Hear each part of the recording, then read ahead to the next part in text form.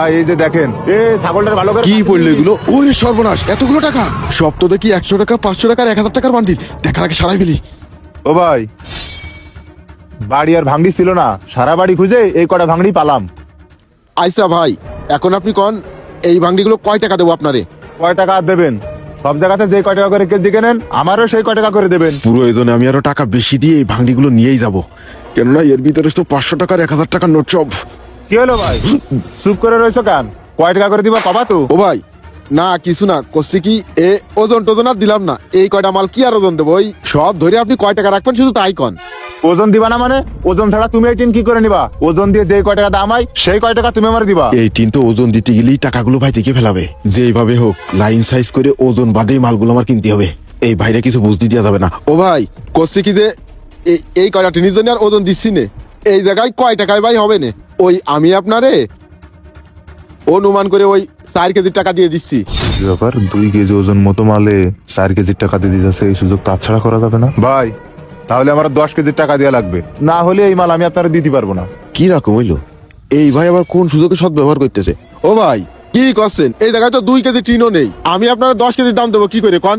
তাহলে এই টিন আপনার নেওয়া লাগবে না। আমার ও ভাই ভাই শোনেন শোনেন ভাই, শোনেন ভাই, আমার কথা শোনেন ভাই। করছি কি, এই ভাই যা কছে তাই করি, না হলে সুযোগ হাত ছাড়া যাবে। জীবনে সুযোগ একবারই আসে। কি ব্যাপার ভাই, কি হলো চুপ করে রয়েছেন কাজ? মাল আপনি নিলি নেন, নাহলে আমার দিয়ে দেন। ও ভাই, করছি কি, তাহলে আমি আপনার ওই হিসেব করে 10 কেজির দামই দিয়ে দিচ্ছি 400 টাকা।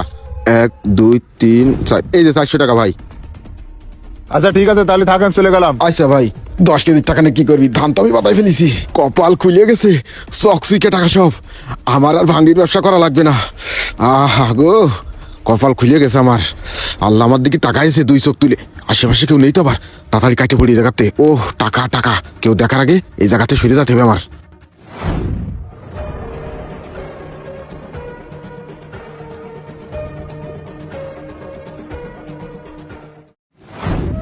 ও কাকা।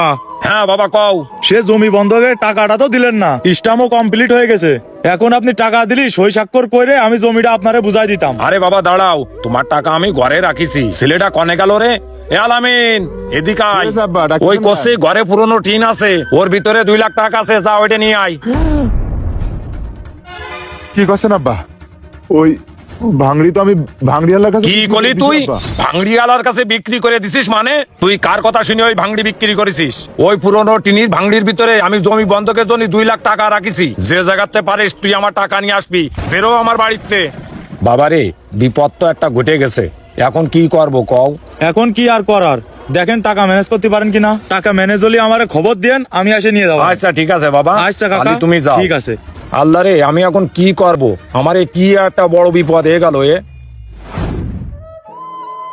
আব্বা, ও আব্বা, কিরে তুই বাড়ি আইছিস?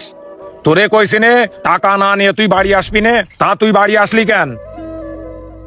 আব্বা দেখেন তো টাকাগুলো আপনার কিনা। আরে এই টাকাগুলো নেই তো আমার। নিশ্চয় তুই টাকাগুলো সারায় রাখলি না? না আব্বা, এই টাকাগুলো আমি সারায় রাখিনি। তাহলে কি হয়েছে শোনেন। ও ভাই, ভাই আপনি? হ্যাঁ ভাই আমি। ও ভাই দেখেন তো এই টাকাগুলো আপনার কিনা। হ্যাঁ ভাই, এই টাকাগুলোই তো আমার। এই টাকাগুলোই তো আমার ভাই। এই টাকাগুলো কোনে পেয়েছেন ভাই আপনি? ও ভাই, আপনি যখন আমার কাছে ওই ভাঙড়িগুলো নিয়ে আইলেন, একটা ভাঙা টিন ছিল ভাঁজ করা, ওই টিনের ভাঁজের ভিতরে এই টাকাগুলো ছিল ভাই। আমি এই টাকা দেখে লোভ সামলাতে পারিনি, আপনারেও কিছু কইনি। আপনারে না কয়ে লোভে পড়ে আমি টাকাগুলো সারাই ফেলিলাম ভাই। তারপরে বাড়ি জাতি জাতি রাস্তায় ভাব দিছি যে আমি আপনারে ফাঁকি দিয়ে এই টাকাগুলো নিয়ে যাচ্ছি। আমি তো আমার ওই আল্লাহরে ফাঁকি দিতে পারবো না ভাই। আমার আল্লাহ তো সব দেখতেছে, আমি আপনারে ফাঁকি দিচ্ছি। দুনিয়ার সবাইরে ফাঁকি দিতে পারলেও আমি আমার ওই আল্লাহরে ফাঁকি দিতে পারবো না ভাই। এই টাকা নিয়ে আমি কয়দিন চলতে পারবো ভাই? আল্লাহ না করুক এই টাকার জন্য যদি আমার সন্তানের কোনো ক্ষতি হয়, আমার নিজের কোনো ক্ষতি হয়, বড় কোনো একটা বিপদ ঘটে যায়, এইরকম কত টাকা চলে যাবে ভাই? আমিও বিপদ কাটায় উঠতে পারবো না। আমি চাই নে আমার ওই আল্লাহ আমার উপর অসন্তুষ্ট হোক। গরিব মানুষ, আমি কর্ম করে খাই, যেটাই হয় ওইটাই আমার রিজিক ভাই। আমি মেলা বড় লোভ করছিলাম, আমি অন্যায় করে ফেলেছি। আপনি আমারে মাফ করে দিয়েন ভাই। আপনি না মাফ করলি আমার ওই আল্লাহ আমারে মাফ করবে না।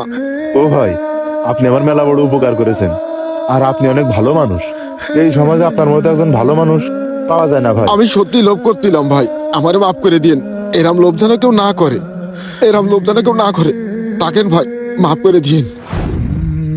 খালি শুনেছেন তো কাহিনী আব্বা, আমি এই টাকা সারাই রাখিনি। এ যুগে এখনো এত ভালো মানুষ আছে? হ্যাঁ আব্বা, এখনো ভালো মানুষ আছে। যদি ভালো মানুষ না থাকতো এই দুনিয়া এখনো টিকে থাকতো না আব্বা। আসলে বাবা, এই দুনিয়ায় গরিব অসহায় খেটে খাওয়া মানুষ এরা আসলেই সৎ হয়। হ্যাঁ আব্বা, আমাদের সমাজে যারা গরিব তারা কখনো লোভ করে না। লোভ করে কারা? যারা বড় বড় বিল্ডিং এ থাকে, যাদের টাকা পয়সা আছে, যারা কোটিপতি, তারাই লোভ করে। গরিব অসহায় খেটে খাওয়া মানুষ কখনোই লোভ করে না। তারা আল্লাহকে ভয় করে। আল্লাহের ভয়ের দিকে তাকিয়ে তারা কখনো লোভ করে না আব্বা। টাকার জন্য তোরে অনেক কথা কইছি বাবারে, তুই আমার কথায় মনে কিছু করিস নে বাবারে। দুদিনের দুনিয়ায় আমরা লোভে পড়ে দিশেহারা হয়ে যাই। মনে রাখবেন, লোভ আপনার ধ্বংসের কারণ হতে পারে। কখনোই লোভ করা উচিত নয়। মহান আল্লাহ পাক লোভী ব্যক্তিকে পছন্দ করেন না। ভিডিওটা ভালো লাগলে অবশ্যই শেয়ার করে দিবেন। ধন্যবাদ।